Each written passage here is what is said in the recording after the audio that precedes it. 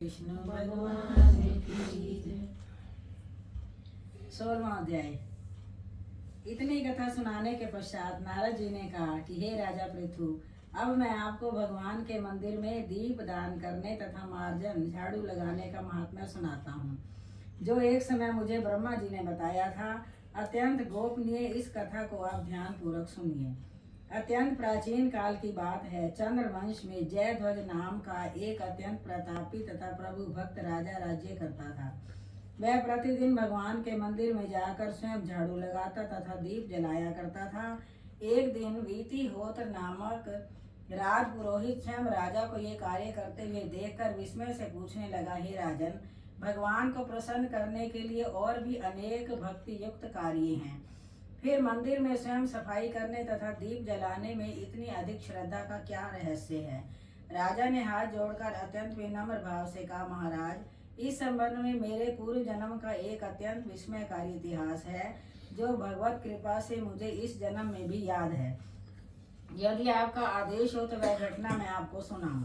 पूर्व जन्म की वह घटना सुनाते हुए राजा जयध्वज ने कहा, सतयुग में ज्योतिष मनवंतर में वेद वेदांगों का जानने वाला एक ब्राह्मण था, जो अत्यंत विद्वान होते हुए भी दुष्कर्मों में लिप्त रहता था। उसके खोटे कर्मों के कारण उसके बंधु बांधवों ने उसका परित्याग कर दिया था। एक दिन भूख प्यास से अत्यंत दुखी तो वह घूमता फिरता नर्मदा नदी के तट पर जा पहुंचा और वहीं पर उसने अपने प्राण त्याग दिए। उसकी स्त्री भी व्यभिचारिणी थी, अतएव उसके बंधुओं ने उसे भी घर से निकाल दिया था। उसी के गर्भ से अत्यंत पापी मैं उत्पन्न हुआ था। उस जन्म में मेरा नाम दंड केतु था। दूसरों की स्त्रियों, वैश्याओं तथा धन के लिए मैंने गौ, पशु तथा अनेक मनुष्यों की हत्याएं की और इस प्रकार पाप पूर्ण जीवन व्यतीत करता रहा। एक रात्रि को किसी दूसरे की स्त्री से भोग करने की इच्छा से मैं एक सूने देवालय में गया।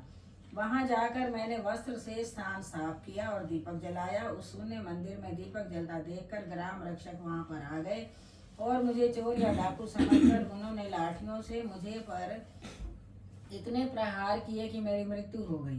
प्राण निकलते ही भगवान के दूत वहां पर आ गए और मुझे सुंदर विमान में बैठाकर वैकुंठ को ले गए।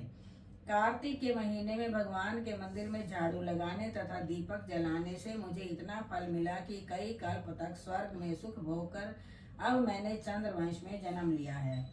यदि श्रद्धा और भक्ति पूर्वक यही क्रिया कार्तिक के पूरे महीने की जाए तो उसके पुण्य का तो कहना ही क्या है, उसका वर्णन ब्रह्मा जी भी नहीं कर सकते। एक अन्य कथा सुनाते हुए नारद जी ने कहा कि हे राजा पृथु, अब दूसरे के दीपक जलाने का महात्म्य सुनो।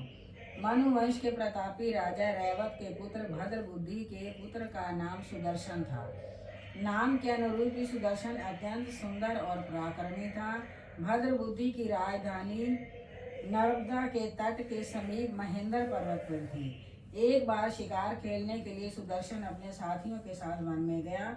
घूमते फिरते हुए उसने नदी के उस पार एक सुंदर कन्या को देखा तो साथियों को वहीं छोड़कर घोड़े पर सवार होकर तत्काल नदी के उस पार जा पहुंचा। वहां उस रूपवती कन्या को देखकर सुदर्शन उस पर मोहित हो गया। कन्या भी उस अत्यंत सुंदर बलशाली वीर पुरुष को देखकर लज्जा को प्राप्त हुई। सुदर्शन ने शालीनता पूर्वक उस कन्या से उसका परिचय पूछा। तब उस कन्या ने बतलाया कि वह गौड़ राजा की पुत्री है और उसका नाम मदनालसा है। अपनी सखियों के साथ क्रीड़ा करने के लिए वह यहाँ पर आई है। इसके बाद स्वेच्छा पूर्वक उन दोनों ने गंधर्व रीति से वहीं पर विवाह कर लिया और कुछ समय तक नर्मदा नदी के तट पर विहार करते रहे। फिर अपने घर पर आकर वे दोनों आनंद पूर्वक रहने लगे। कुछ समय बाद राजा भद्र बुद्धि अपने पुत्र सुदर्शन को राज्य सौंपकर स्वयं वन में चले गए।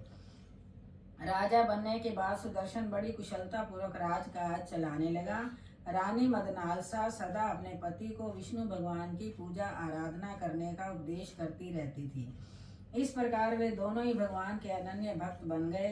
राजा सुदर्शन ने रानी की प्रेरणा से भगवान का एक स्वर्ण मंदिर बनवाया। दोनों ही उसमें प्रतिदिन भगवान का पूजन तथा कार्तिक मास में दीप दान किया करते थे। एक दिन रानी मंदिर में दीप जला रही थी कि उसी समय राजा ने उसे बुलाया, परंतु दीपक जलाकर आने में रानी को देर लग गई। उस समय राजा सुदर्शन ने क्रोधावेश में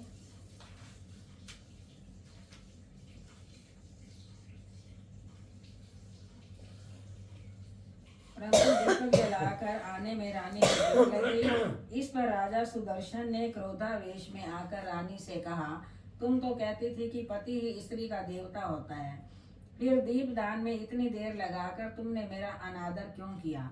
यदि देरी का कोई और गुप्त कारण हो तो कहो। तब सती साध्वी मदनालसा अत्यंत स्नेह युक्त वचनों में बोली, हे महाराज, मैं दीपदान का महत्व आपको बताती हूँ। अब आप ध्यान पूर्वक मेरे वचनों को सुनिए। अपने पिछले जन्म की कहानी सुनाते हुए रानी ने कहा, अपने पिछले जन्म में मैं एक चूहिया थी। गोदावरी के तट पर एक मंदिर में मैं रहती थी। एक दिन भगवान के मंदिर में रात्रि को जलता हुआ दीपक बत्ती छोटी होने के कारण बुझने लगा। मैंने घी खाने के लोभ से बत्ती को मुंह से पकड़कर उठाया। मेरे ऐसा करने से दीपक की लौ तेज हो गई, परंतु साथ में मेरा मुंह भी जल गया। इससे मैं मृत्यु को प्राप्त हो गई, क्योंकि रात के समय भगवान का दीपक प्रज्वलित करते मेरी मृत्यु हुई थी। इस कारण मैंने ऐसा सुंदर रूप पाया और आपकी रानी बनी। यदि कोई श्रद्धा पूर्वक भगवान के मंदिर में दीप दान करता है तो उसके फल का तो कहना ही क्या है। अपनी रानी के मुख से यह वचन सुनकर राजा सुदर्शन ने आजीवन कार्तिक मास का व्रत करके भगवान के मंदिर में दीपदान किया और अंत में वैकुंठ को प्राप्त हुआ। बोलो कार्तिक श्याम की जय, विष्णु भगवान की।